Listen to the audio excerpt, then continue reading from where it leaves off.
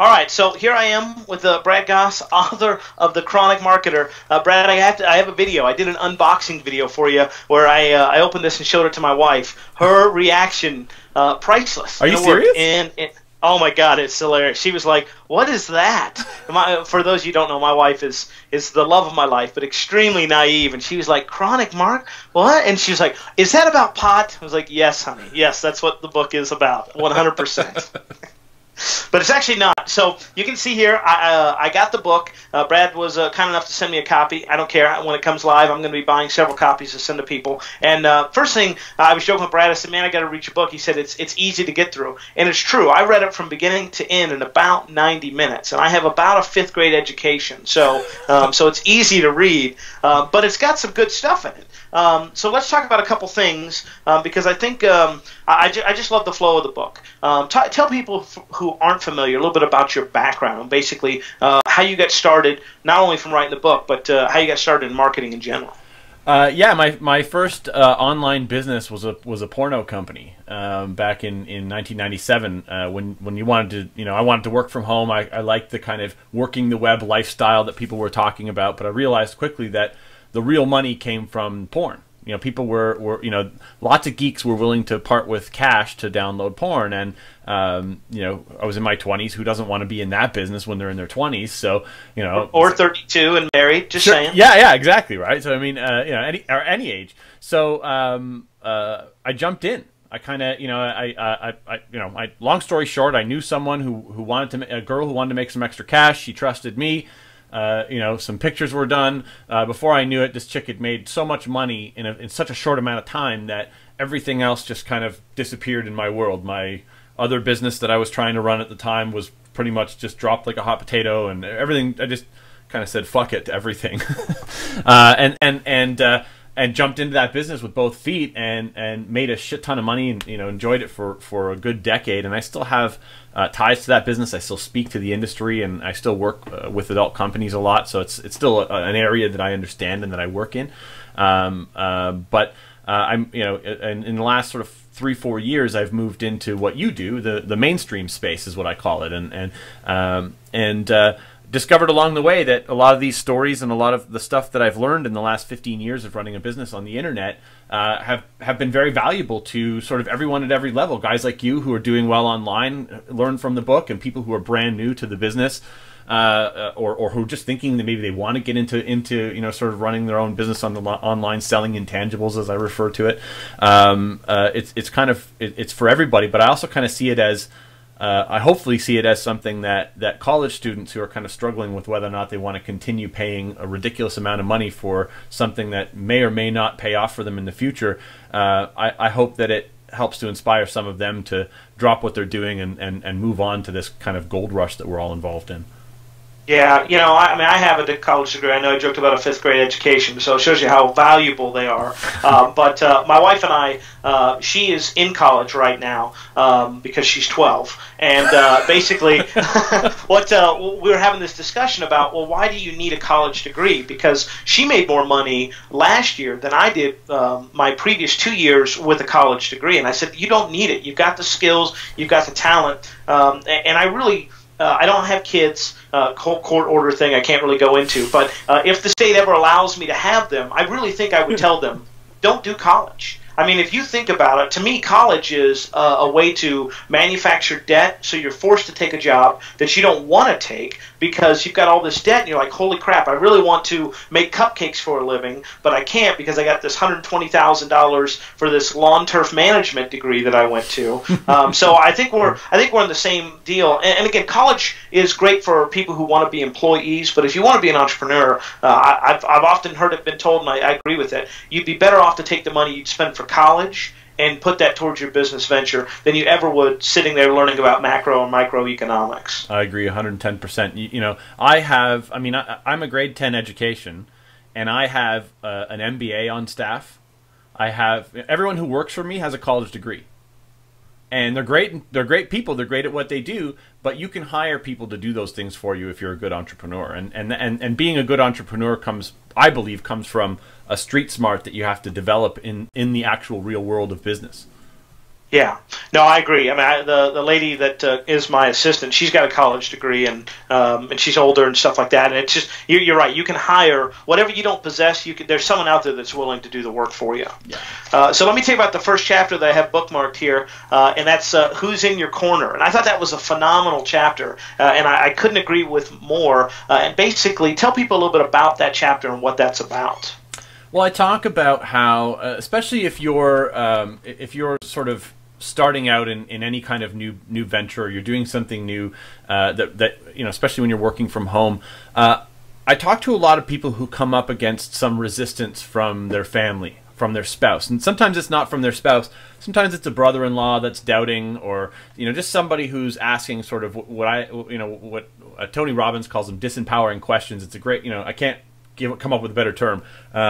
People will ask you questions to kind of take the wind out of your sails, and you've got to make sure that somebody in your closest group, whether it's a close friend or better yet, it should be your spouse. If you have a significant other, if you're single, that's a different story. But if you have a spouse, that person should be in your corner, and they shouldn't be disrespecting what you do or referring to what you know. If you're trying to figure something out, referring to it as tinkering or kind of belittling what you do. You need someone who supports you, who's in your corner, literally. And the analogy that I always like to use, even though I'm not into sports at all because I suck at every sport, if I were playing a sport, I would want my wife in the bleachers cheering for me.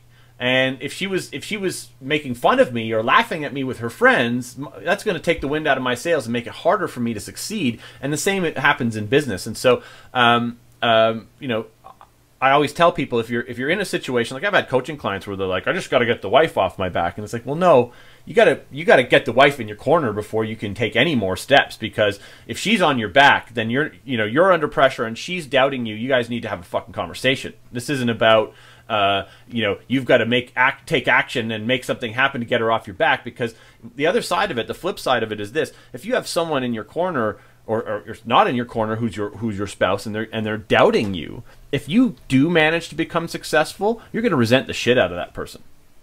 Yeah. Amen. I mean, and you know, my wife, now wife, we just celebrated 3 years yesterday, so I guess I got to be official and call her my wife. Congratulations. You know, she was my girlfriend when I first started, and I made that perfectly clear to her that, hey, this is the goal I'm going on, and she actually supported me. She was there alongside, stamping postcards and doing stuff like that to help me get started. So I knew she was on point in the game, so to speak. And I say this honestly, and I know some people are going to have a hard time, but if it came down to my business or my relationship with then my girlfriend, I would have picked my relationship with the business over the girlfriend, because, like you say, it's impossible when you have someone that is not in your corner. This is my wife is how do I say this? I say I've been married and divorced and remarried. My first wife was the person you talk about in this book that was always a doubting Thomas, was always, why are you doing that? Why are you doing that? And because of that, we were constantly in debt. We lived paycheck to paycheck. But once I got someone that was on board and understood the big plan, right? We went from living paycheck to paycheck to buying a house. Now we're actually getting ready to move into our second home, you know, and we live debt free and we make tremendous money. But that's only because I had someone that was cheering me on and going, hey, you can do it, instead of going, why are you doing this? 100%. Absolutely. Yeah, that's absolutely crazy. So let me see here. So the second one I did, the value of your ideas. I thought that was a great one, and I love the NDA story that you mentioned that. So can you kind of touch on that real quick? Sure. A lot of people, especially early on, and you know, when they don't necessarily have a lot of experience as an entrepreneur, tend to think that their ideas are so awesome and that their ideas have all this value. And I've had people approach me in numbers of situations where they'll say to me, "Hey, I have a business idea for you, but you know, either I don't want to tell you what it is until we sign this, you know, non-disclosure agreement or non-compete agreement," or in another case, it'll be.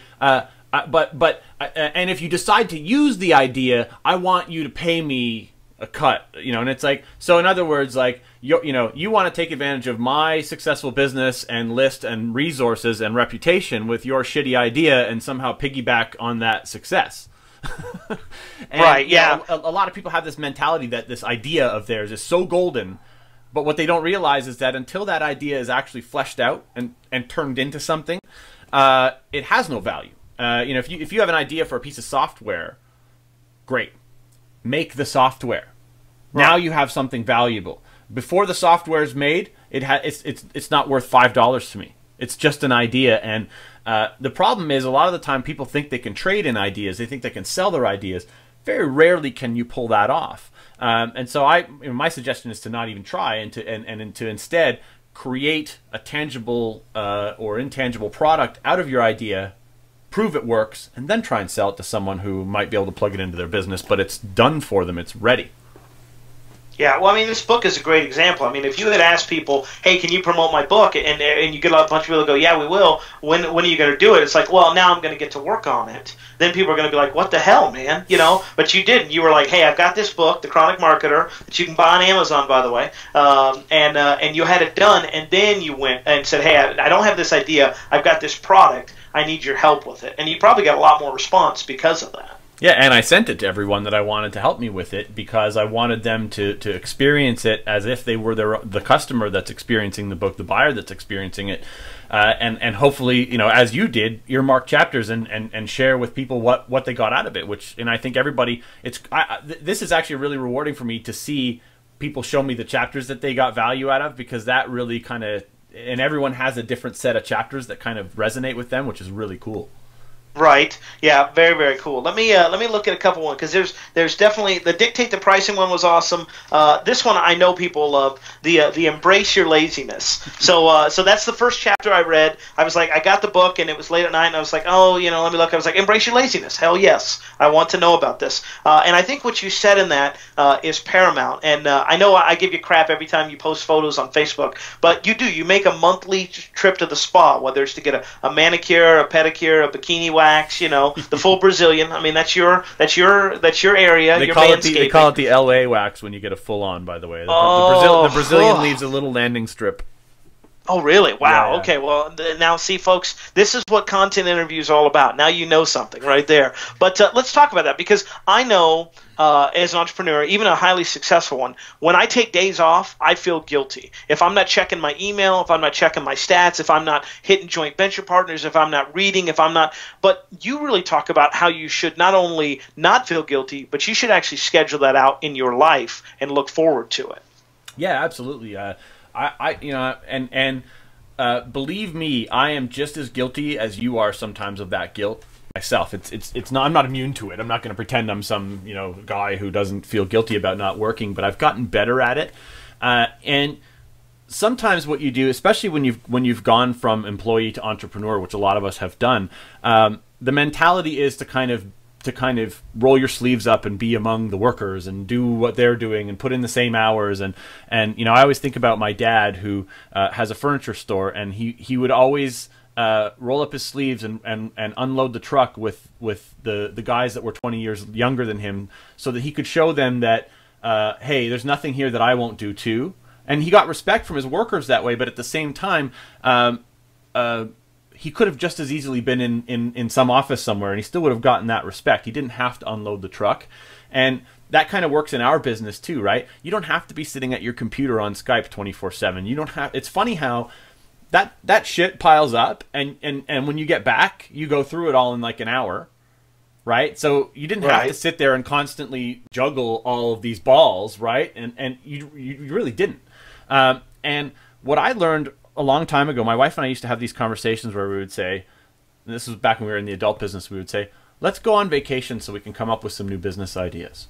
Because we would go away, and I remember the first time my wife and I took a trip to the Cayman Islands, it would have been like 1998, 99, and we hadn't hired an employee yet. It was just the two of us, and we were still thinking like employees. We'll do all the work ourselves. We'll just stay up late and we'll grind it out, and we'll build all these porno sites and all by ourselves, and we'll operate in a vacuum. And we went away, and here we are in the Cayman Islands, where people have more money than I'd ever seen, right? And it really kind of raised my thinking a little bit, and it kind of hit me while we were there on a beach that we needed to hire people to grow our business faster. And we came back and we hired like 7 people almost within a couple of months of that trip, and that really increased our business by like a factor of 10 over a 6-month period. So some of the best ideas have come to me when I'm not working, when I'm on vacation, when I'm on a beach, when I'm sitting somewhere relaxing and not thinking about business. stuff just comes in by osmosis, and we don't trust that to happen enough, but it really does. Yeah, it does. I mean, I've had that too. Showers. I should just get a whiteboard installed in my shower because it's like, oh, damn, that's a good idea. I mean, the last idea that I had that made me literally 25,000 plus was on the way driving back from an event and not even thinking about business. And I pulled over and I wrote it all down. And, from idea to concept, 7 days, 25 grand. But I wasn't thinking about it. I wasn't looking. I wasn't sitting down going, okay, I'm going to come up with this $1 million idea today. I just let it come to me. And I know, you talk about playing Xbox and stuff like that. That stuff's important. I think, one, to give your brain a break, but two, to get some balance. Because this business, if you let it, will suck you in 24 hours a day very, very easily. I mean, you can be answering email, then you got Skype, then you got a Facebook message, then you got to respond to tweets, and you got to go, and it can just drive you freaking nuts. But if you just say, hey, one, I'm not going to do all that crap, but two, I'm going to take time for me and my sanity and well-being, I think that's a benefit for sure. Yeah, and the other thing I always talk about is that there was a time when I had people in my staff that maybe didn't necessarily resonate well with me taking time off, and they would bitch, and I would hear, you kind of hear it come up through the dust. People saying things like, "Oh, I work hard so he can go to a cottage on the weekend," or "I work hard so he," I remember once I had an employee who we got into a bit of a dispute over when he left. We got into a dispute over wrongful dismissal. I basically fired him for sleeping under his desk, and that was wrongful somehow. So anyway, his dad decided to sue me, and in one of the things in the actual court paperwork, his dad, because he didn't hire a lawyer or anything, he did it all himself. He basically laid out for the judge that, my son works for Mr. Goss while him and his wife travel the world and take vacations. Well, hell yes, he does. That's why he gets a paycheck. That's why he's an employee, yeah. Right? But there are people who you might have people working for you, employees of yours, that talk about you this way. Those people are a cancer in your office, and you need to really get rid of them, in my opinion. Those people are poison. They need to go, and they need to be replaced by people who understand your value as the boss, and that without you taking that downtime, they won't have a job because you're going to burn out. Yeah, exactly, and I agree with you 100%. And that that even translates, and it's hard for people to understand, but that translates to your friends and family.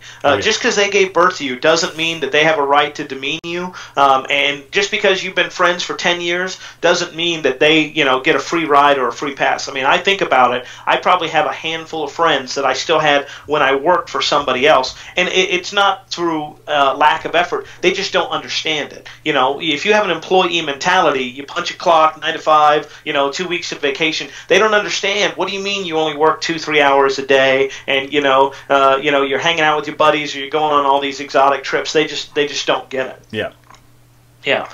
So let's finish up with a couple other ones here. I think this one is critical. I wish I could just rip this out and highlight it. And this is paramount, and that is not caring what other people think. And if there's somebody that I would say probably next to me that doesn't give a shit what people think about him, it's got to be Brad. And I love that about him because, even the title of this book, The Chronic Marketer, which is available on Amazon, of course, even the title of that book, people think, oh, man, aren't you going to offend some people? And I find, and I'm sure you've had this too, people are so worried about offending others that they're not their true self, and they try to put out what they think the market wants, or what they think they should be, instead of just being like, look, I'm who I am. This is, if you like me, great. If you don't, go find somebody else. Yeah, no, you're right.